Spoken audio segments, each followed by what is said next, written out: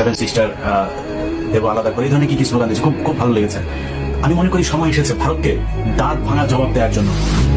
যদি উপদেষ্টারা মনে করে তাহলে লুৎফুজ্জামান বাবরকে তাড়াতাড়ি জেল থেকে বার করেন, ওনাকে ওই জায়গায় বসান, উনি এগুলো খুব ভালো পারবে। লুৎফুজ্জামান বাবরকে দ্রুত এই জায়গায় নিয়ে এই দায়িত্ব দেওয়া হোক। ভারতকে কিভাবে সেভেন সিস্টারে কিভাবে কি করতে হয়, উর্ফাকে কিভাবে সহায়তা করতে হয়, কি করতে হয়, এগুলি উনি খুব ভালো জানেন।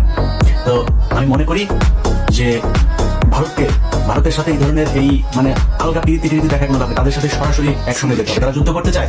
এই ছাত্র আন্দোলনে আপনারা দেখেছেন, আমি নিজেও এই গত 15 বছরে অত্যন্ত হতাশাগ্রস্ত হয়ে তারপরে বিভিন্ন সময় বলেছি যে আমরা কিসের বীরের জাতি, আমরা আসলে বীরের জাতি না, আমাদের সাহস নাই। ছাত্ররা আমার সেই ধারণাকে ভুল করে দিয়েছে।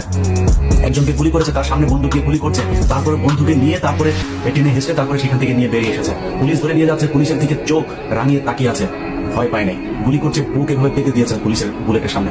অতএব এই বাঙালিকে ভয় দেখায় লাভ নাই। এই বাঙালি ভারত যদি নাকি আমাদের উপর আক্রমণ করে, যদি মনে করেন আমরা ভারতের সাথে যুদ্ধ করা, অনেকে বলে থাকেন যে ভারতের